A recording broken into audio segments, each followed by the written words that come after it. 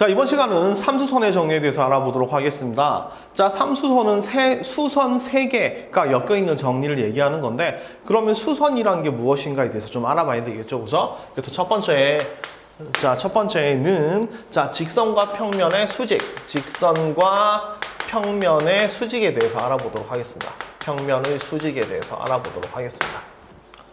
자, 뭐 간단하게 그림으로 그리면 여기 알파라는 평면이 있고 여기 직선 L이라는 게 있으면 그냥 딱 봐도 수직이라는 게 보이죠. 곧바로 내려오면 수직입니다. 그죠? 맞죠? 그래서 이제 곧바로 내려오면 수직인데 곧바로 내려온다라는 게 수학적인 표현이 아니잖아요. 그죠? 맞죠? 그래서 얘가 직선과 평면이 수직이다라고 표현할 때는 어떤 얘기가 만들어져야 되냐면, 자, 직선 L과 알파가 O에서 만날 때 그러니까 이게 만나는 점을 O라고 쓴 겁니다. 이렇게 O에서 만날 때 O에서 만나고 그 다음에 O를 지나는 알파 위의 모든 직선과 L이 서로 수직이 될 때, 모든 직선과 L이 서로 수직이 될 때. 자, 다시. 자, O를 지나고 알파 위에 있는 직선들은 되게 많죠. 이렇게 무수히 많습니다. 그죠? 요 녀석들과 L이 모조리 다 수직이 돼야 되는 거예요. 이것도 수직, 얘랑도 수직, 얘랑도 수직. 그래서 O를 지나는 알파 위에 있는 모든 직선과 L이 서로 수직이 되면 직선 L과 평면 알파는 서로 수직이다. 이렇게 얘기를 합니다. 이게 직선과 평면의 수직입니다. 수직 조건입니다. 다시. 자, 직선 수직이 되려면 요 점을 지나는 모든 직선과 다 수직이어야 된다는 얘기예요. 얘랑도 수직이고 수직이어야 요 직선 L과 알파는 서로 수직이다 라는 결론 내려줄 수 있습니다. 자, 거꾸로 L과 알파가 서로 수직이 된다면 요 위를 지나는 모든 직선과도 수직이다. 서로 필요충분 조건입니다.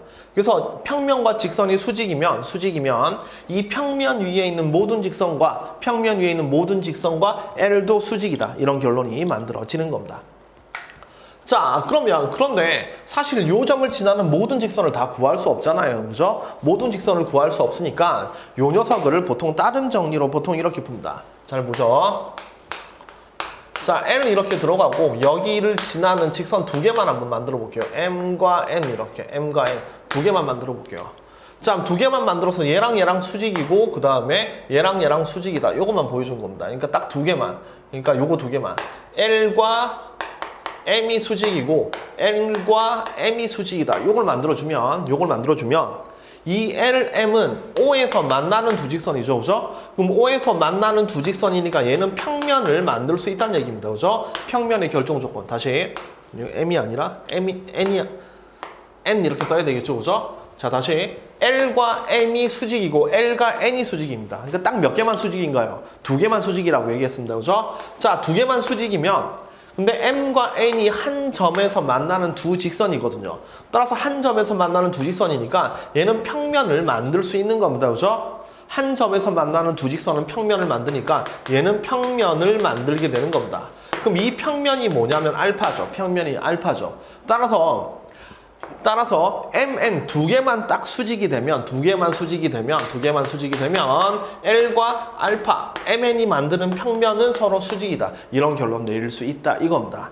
그래서 현실적으로 모든 직선을 구할 수 없기 때문에 또는 모든 직선을 다 할 필요 없이 서로 다른 두 직선만 수직이어도 이 위에 있는 전부 다 수직이다 라고 결론 내릴 수 있다 이겁니다. 딱 몇 개만 하자? 2개만 해도 충분하다. 이런 얘기가 되는 겁니다. 자, 다시 한번.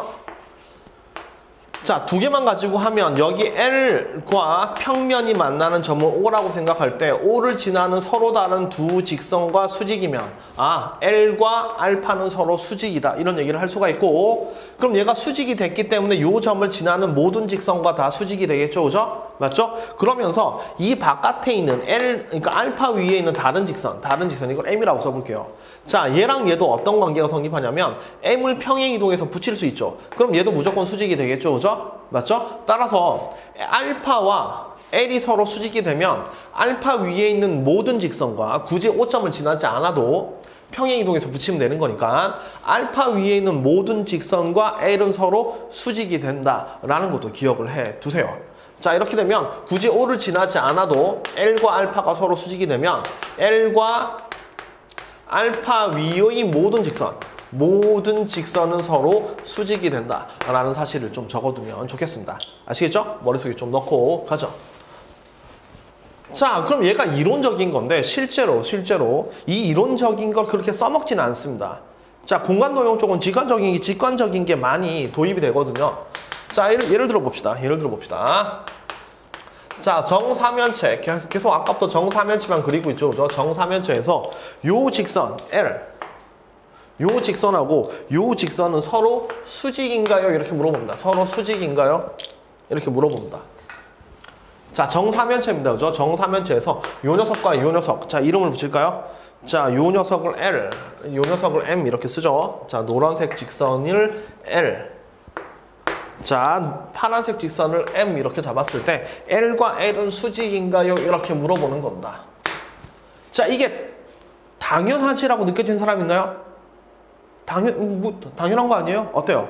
당연하죠. 이거 당연한 겁니다. 당연하게 얘랑 수직이다라고 쓰면 되는 거예요. 수직이란 거 발견만 하면 되는 겁니다. 수직이란 게 느껴지나요? 느껴지면 잘하는 겁니다. 수직입니다. 당연합니다. 자, 얘는 보는 각도를 바꿔서 이렇게 바꿔보죠. 자, 보는 각도를 바꿔서 3차원이 아니라 2차원으로 본다면 여기가 L이 되는 거고요. L이 되는 거고 이쪽 반대쪽 가운데 M이 지나간다는 거 알겠나요? 이렇게 M. 다시 이쪽 각도로 보는 겁니다. 이쪽 각도로. 눈의 시선을 이쪽으로 보게 되면 시선을 이쪽으로 보게 되면 자, L 이렇게 밑변으로 만들어지고 M은 이 가운데를 뚫고 지나 가운데에 바로 중선이 되는 겁니다. 그렇기 때문에 얘는 수직이다라는 결론 내릴 수 있어요.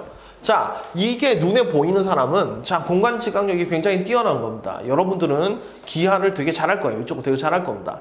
하지만 그게 안 되는 사람들도 있죠. 안 되는 사람은 얘랑 왜 수직이야?를 이렇게 이론적인 걸로 찾아봐야 되는 겁니다.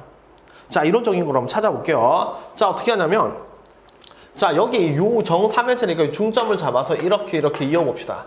자, 이렇게 이어보면 자, 요 삼각형에서 중점을 연결했기 때문에 얘는 수직이죠. 그죠? 얘는 당연히 수직입니다. 정삼각형에서 중선 연결했으니까 수직이죠.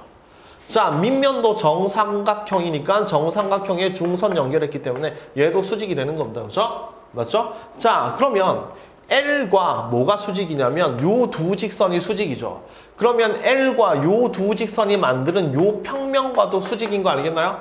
요 평면을 알파라고 잡으면 요걸 N1, N2라고 잡아보면 자, 우리는 L과 요 그림에서 L과 N1이 수직이고 L과 N2가 수직이니까 N1과 N2가 만드는 이 알파 L과 알파가 수직이다 이런 결론 내릴 수 있죠. 그죠? 맞죠? 자, 그런데 이 M이라는 직선은 알파 위에 있는 직선이죠.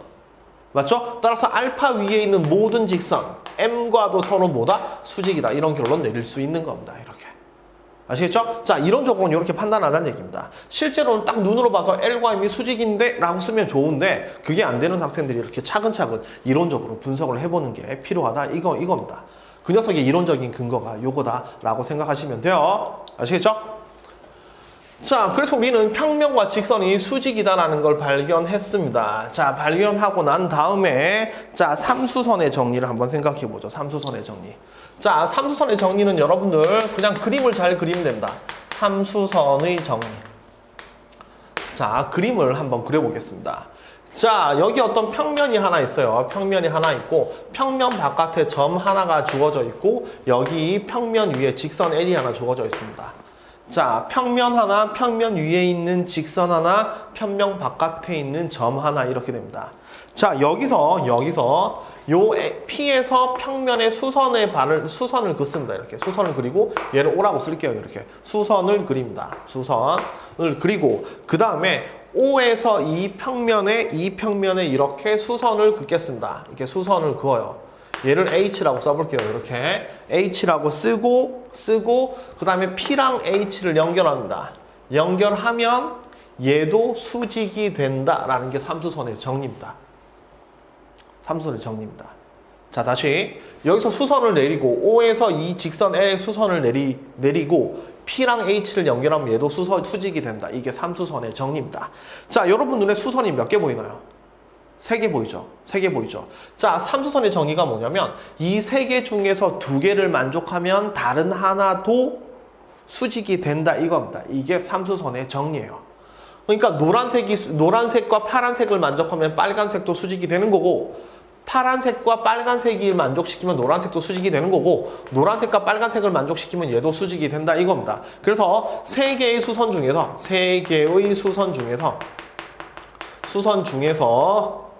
2개를 만족시키면 나머지 하나도 수직이 된다. 나머지 하나도 수직이 된다라는 게 삼수선의 정리입니다. 수선 3개짜리 정리예요. 3개 중에서 2개만 만족하면 나머지 하나도 무조건 수직이다. 이겁니다. 아시겠죠? 그래서 여러분들은 이 그림을 그냥 익숙하게 그리면 됩니다.